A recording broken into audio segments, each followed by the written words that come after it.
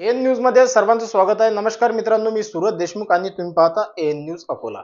मित्रांनो, दिवसेंदिवस अकोल्यामध्ये तापमानाची प्रचंड प्रमाणे वाढ होत आहे आणि या वाढत्या तापमानामुळे असंख्य पाल्यांना मोठे प्रश्न पडलेले आहे की मुलांची निगा कशी राखायची. त्या संदर्भात एन न्यूजने हॅलो डॉक्टर म्हणून एक प्रोग्राम आपण आयोजित केलेला आहे आणि आज आपल्या प्रोग्राम मध्ये आहेत कमल किशोर ढोले सर. सर, सर्वप्रथम एन न्यूज मध्ये स्वागत आहे.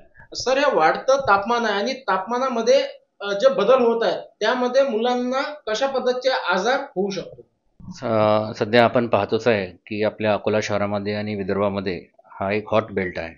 टेम्परेचर हे आपल्याकडे 40-44 डिग्रीपर्यंत कॉमनली या सीझनमध्ये राहतं आणि जेव्हा बॉडीचं वातावरणाचं टेम्परेचर वाढायला लागतं तेव्हा त्याचा मुलांना पण खूप त्रास होतो.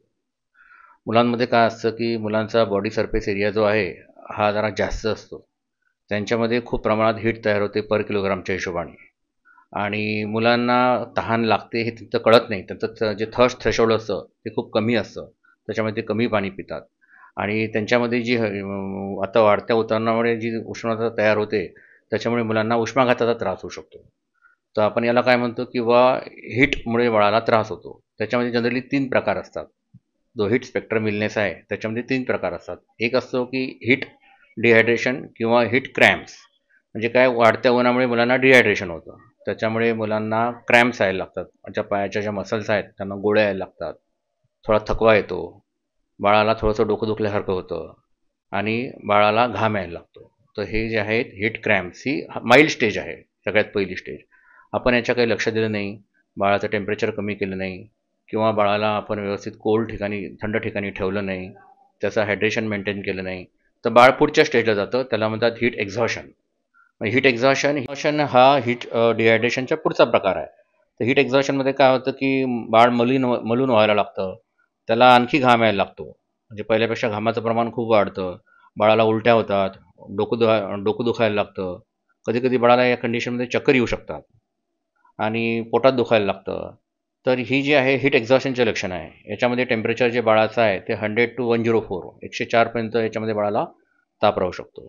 या कंडिशनमध्ये जर आपण बाळाची व्यवस्थित काळजी घेतली नाही, त्याची ट्रीटमेंट घेतला गेली नाही, तर मग बाळाला ही स्ट्रोकसारखी कंडिशन होऊ शकतं. आणि ही स्ट्रोक ही खूप सिरियस आजार आहे, हे एक मेडिकल इमर्जन्सी आहे. याच्यामध्ये काय होतं की बाळाच्या शरीराचं टेम्परेचर जे आहे ते 104पेक्षा वर जातं आणि मग बाळाच्या सगळ्या अवयवावर परिणाम व्हायला लागतो. त्याच्या मेंदूवर परिणाम होतो, कधी कधी त्याला झटके येतात, बाळाला श्वासाला त्रास व्हायला लागतो, त्याच्या मसल्सला डॅमेज होतो, त्याच्या लिव्हरला डॅमेज होतो.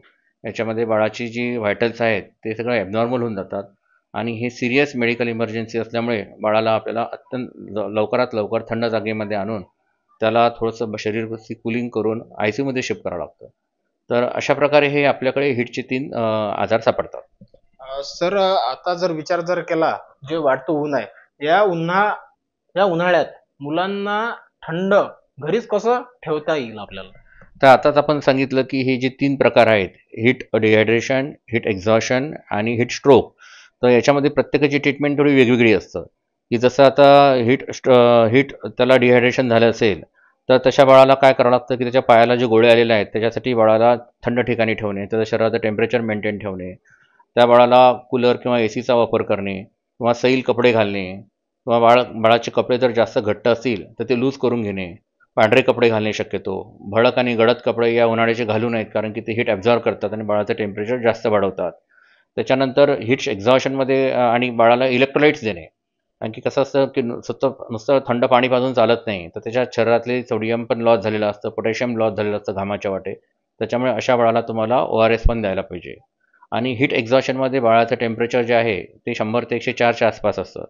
तशा वेळेस बाळाला जे आहे ते एकदम थंड पाण्याने पुसून घेणे. त्याच्यानंतर बाळाच्या अंगावर विशेषतः करून ॲक्झिला आणि ग्रॉइनमध्ये बर्फाची लादी ठेवणे आणि बाळाला थंड ठिकाणी नेणे, तिथं ACची किंवा कूलरची व्यवस्था करणे, नसेल तर हातपंख्याने हवा घालणे, कपडे लूज करणे. बाळाला श्वासाला त्रास होत असेल तर बाकी त्याच्या हिशोबाने इलाज करावा लागतो. आणि ही स्ट्रोक तर ही मेडिकल इमर्जन्सी आहे. असा जर ही स्ट्रोकचा पेशंट आपल्याला सापडला की जो मलून आहे आणि तो एकदम बोलत नाही आहे, अनकॉन्शियस आहे, त्याला झटके येत आहेत, अशा पेशंटला इमर्जन्सीमध्ये त्याला थंड पाण्यात बुडवणे आणि त्या बाळाचं टेम्परेचर आपल्याला जोपर्यंत 101 पर्यंत येत नाही तोपर्यंत त्याला टोटल थंड पाण्यामध्ये बुडवून ठेवावं लागतं. कधी कधी अंगावर बर्फाची लादी पण ठेवण्याचं काम अशा कंडिशनमध्ये पडू शकतं. आणि हीट स्ट्रोक जी आहे ही सिरियस कंडिशन आहे. याच्यामध्ये जवळपास 50% बालकाचा हा मृत्यू होतो. त्याच्यामुळे आपण विशेष काळजी घ्यायला पाहिजे. सर, दिवसभरातून बाळांना किती पाणी पाजावे? असा एकदम फॉर्म्युला सांगता येत नाही, पण जनरली काय असतं की बाळाला दर 2-2 तासांनी थोडंसं पाणी पाजायला आपण प्रोत्साहित केलं पाहिजे. जनरली आता गव्हर्नमेंटचं पण असतं किंवा प्रत्येक शाळामध्ये 2-2 घंट्यांनी जी आहे वॉटर बेल वाजली पाहिजे. आपल्याकडे पण जिल्हा परिषदेला सीओनी प्रयत्न केला होता की प्रत्येक शाळेमध्ये 2-2 तासांनी एक बेल वाजेल आणि शक्यतो तो बाळ पाणी पीत राहील. तरी बाळाने साधारणतः वयानुसार जर टॉडलर असेल, त्याच्या पुढचा एज ग्रुप असेल तर 1 लिटर तरी पाणी आवश्यक प्यायला पाहिजे आणि अडल्ट असेल, अडोलसंट असेल तर 2 ते 2.5 लिटरपर्यंत पाणी पिऊ शकतो. जर स्ट्रिनियस वर्क करणारा असेल, शेतकरी वर्ग असेल, तर त्याला त्याच्यापेक्षा पण पाण्याची जास्त रिक्वायरमेंट लागू शकते. आणि जे लोक उन्हात खेळतात किंवा एक्झरसाईज करतात किंवा स्पोर्ट्स खेळतात, तर असे जे 1 तासापेक्षा कमी जे व्यायाम करत असतील, त्यांनी नुसतं साधं पाणी पिलं तरी चालेल. पण जे 1 तासापेक्षा वर मेहनतीचं काम करतात किंवा स्पोर्ट्स खेळतात, त्या लोकांनी थोडंसं पाण्यासोबत इलेक्ट्रोलाइट्स पण शरीरामध्ये घेतले पाहिजे, कार्बोहायड्रेट्स घेतले पाहिजे, म्हणजे जेणेकरून त्यांचं इलेक्ट्रोलाइट्स इम्बॅलन्स शरीरात होणार नाही. आणि नुसतं हे सगळं चालूच आपण करतोच, पण त्याच्यासोबत आपल्याला काळजी पण घ्यायला पाहिजे किंवा बाळाला उन्हाचं एक्सपोजर कमी झालं पाहिजे. त्याच्यासाठी त्याच्या जे खेळाची ॲक्टिव्हिटी आहे, स्कूल ॲक्टिव्हिटी आहेत, ह्या मॉर्निंग अवरमध्ये 11-12च्या आत संपल्या पाहिजे. 12 ते 5च्या दरम्यान बाहेर बाळ पडलं नाही पाहिजे किंवा ॲक्टिव्हिटी ह्या 5 नंतर प्लॅन केल्या पाहिजे किंवा बाळ किंवा जो अडोलसंट असेल, काही स्पोर्ट्समध्ये इन्व्हॉल्व असेल, तर मध्ये-मध्ये 30-30 मिनिटाचा एखादा ब्रेक घेतला पाहिजे. दिवसभर त्याने असं खेळू नये. आणि ज्या स्पर्धा पण असतात त्या पण एकतर सकाळी किंवा मग संध्याकाळी आयोजित करायला पाहिजेत. घामोळ्यामुळे असंख्य असे त्वचेचे आजार सुद्धा उद्भवतात. काय उपाययोजना सांगू शकाल? जनरली काय असतं, हिट प्रिकली किंवा घामोळ्यामुळे शरीरातलं फार असं नुकसान होत नाही, पण मुलांना खाज वगैरे येतं. तर याचा एकमेव इलाज आहे की शरीराचं टेम्परेचर आपण मेंटेन ठेवणे आणि शरीर थंड ठेवणे. जनरली आपण घामोळ्याची पावडर वगैरे सजेस्ट करत नाही, कारण की त्याच्यामुळे काय होतं की शरीराचे जे छिद्र असतात ते ब्लॉक व्हायला लागतात. तर त्याच्यापेक्षा बेटर आहे की शरीराचं टेम्परेचर आपण एक व्यवस्थित लिमिटमध्ये ठेवणे. बाळांना, मुलांना थंड पेय, आईस्क्रीम जसे झाले, किती प्रमाणात देण्यात यावे? मुलांना असं स्पेशल थंड पेय देण्याची गरज नाही आहे, कारण की उन्हाळ्यामध्ये आपण थंड खाल्लं म्हणजे आपल्या शरीराचं टेम्परेचर कमी होईल असं फारसं काही असं गणित नसतं. त्याच्यामुळे काय होतं की बऱ्याच वेळा लोकल व्हासो कॉन्स्ट्रिक्शन होऊन मुलाला बाहेरचे फॅरिंजियल इन्फेक्शन्स, टॉन्सिलर इन्फेक्शनच जास्त होतात. महत्त्वाचं आहे की पाणी पित राहिलं पाहिजे, साधारण थंड पाणी पित राहिलं पाहिजे आणि लिक्विड घेत राहिले पाहिजे, जसं की होममेड आहे, काही दही आहे, ताक आहे, निंबू पाणी आहे, काकडी आहे, टरबूज आहे, ऊसाचा रस जर आपण घरी स्वच्छ करत असू तर ते पण आपण घेऊ शकतो. म्हणजे आपल्याला काय किंवा शीतपेय टाळणे गरजेचं आहे. त्याच्याऐवजी आपण होममेड फूड आणि होममेड ड्रिंक्सवर लक्ष केंद्रित केलं पाहिजे. टायफॉइड, कॉलरा सारख्या आजारापासून मुलांना कोणत्या लसी देण्यात याव्या? आपल्याकडे साधारणतः आता बरेच कोविडचे पेशंट आहेत. एकतर काय की पाण्याचे रिसोर्सेस जे आहेत ते जरा दूषित झाल्यामुळे किंवा पाणी आता व्यवस्थित अवेलेबल नसल्यामुळे कोविडचे बऱ्यापैकी पेशंट्स आहेत. तर यांना हेपॅटायटिस ए नावाची लस सध्या मार्केटमध्ये अवेलेबल आहे. आणि टायफॉईड पण हा दूषित पाण्यामुळे, दूषित अन्नपदार्थामुळेच पसरतो. तर त्याच्यासाठी पण टायफॉईडची लस आहे. कॉलराची लस आपल्याकडे तेवढी कॉमनली वापरल्या जात नाही आणि कॉलराची सध्या आपल्याकडे पेशंट फार नगण्य सापडतात.